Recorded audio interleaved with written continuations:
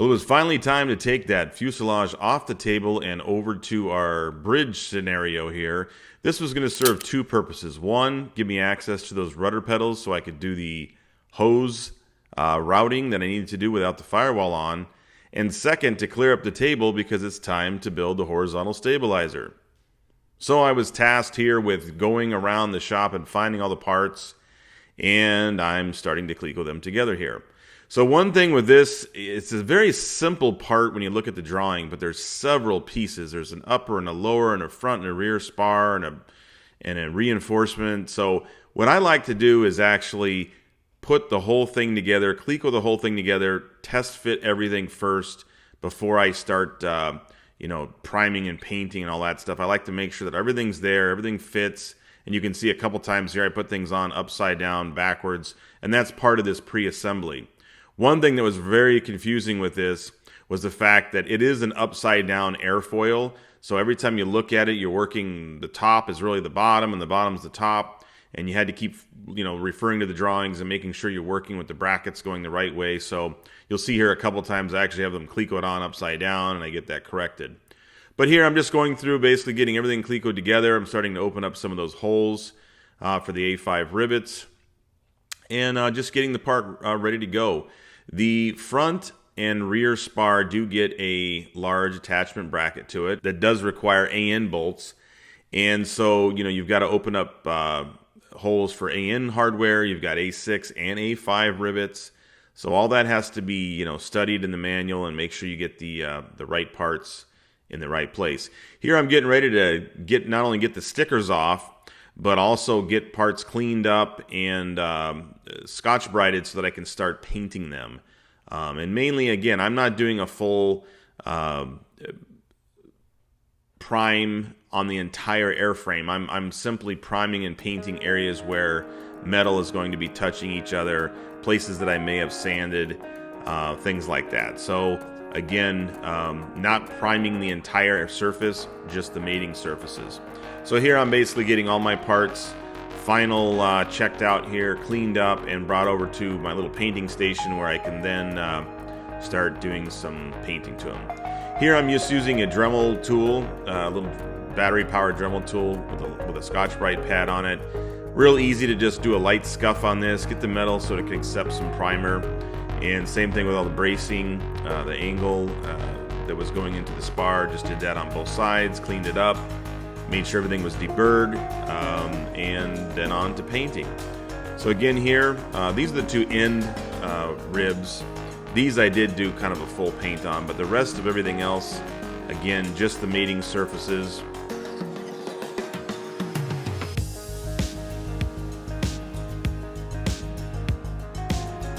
Here hitting all the holes up, and then it's time to start assembling it. So here we're going ahead and we're putting all that angle in there. Again, we're only riveting the face because the top and bottom are where the skins are going to go on. But started basically riveting in all the angle iron. And again, not angle iron, but aluminum angle. Go ahead and do some high-speed building here for you. If you're liking what you're seeing so far in the videos, please make sure you like and subscribe. It really helps out the channel. Doesn't cost anything. All you got to do is smash that like button and hit the subscribe. If you like getting notifications to let you know when new videos come out, please hit that bell notification as well and select all.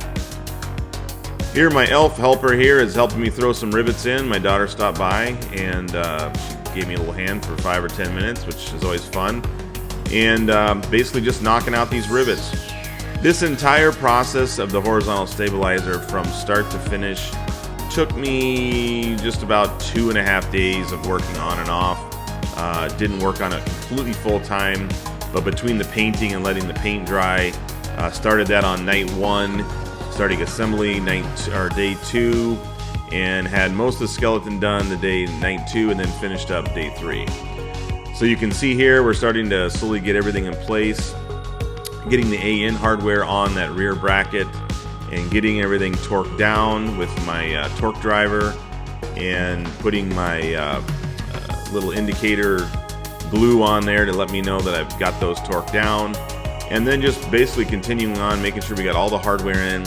I actually did one mistake here on that back plate And of course we know that we should always rivet through the thinnest metal first. And I actually started a few of the A5 rivets going inwards instead of outwards, so I had to drill out about 4 or 5 rivets and then got myself oriented again and went ahead and put them back in the correct way. We missed the skin portion of actually throwing the skin on. For some reason I think the GoPro died. Basically it was just like in the manual where it tells you to put the bottom on first and let the front drape down and over. So we got everything clecoed up, and my twins, son and daughter twins here, helped me bend that top skin over the top until I got some clecos in there. And then it was just a matter of, tightening them up by adding clecos every other hole. Here I'm putting the end pieces on just to keep anything from damaging the ends.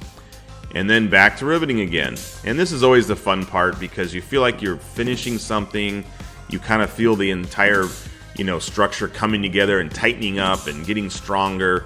And once you get in the handle of how to, use the particular gun that you're using, you can really knock out rivets in a pretty timely fashion here. So this is me again working solo. I'm basically just knocking them out, finishing up. Looks like that is the bottom skin there, finishing up the nose or the front spar, and knocking it over, turning it over, and finishing up the rear spar of the bottom. And getting real close to being wrapped up here. A couple holes need to be cleaned up, not too bad. Just knocked them out, take the clecos out, every other one, put a rivet in, put them in, take them out, repeat. And a couple clecos in the front there on that bracing I had to finish up, and basically just kept pressing on. Same thing here on the bottom. It doesn't take long. Once you've got those holes drilled out to the right size and you're dropping a rivet in every other hole, the actual riveting goes very quickly. It's really just when you're putting the clecos in the first time and kind of monkeying around with the holes that can take a little while. So again, this is probably like a half-hour riveting session here, and we're knocking out pretty much the entire skin being put on. So just finishing up the rear spar skin riveting, and you can see we're all done there, almost done. And then it's going to be flipping it back over and giving this thing a trial fit. And up we go.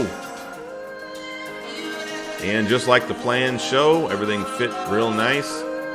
Fit right in those rear brackets, and we'll be ready to line that up and drill holes.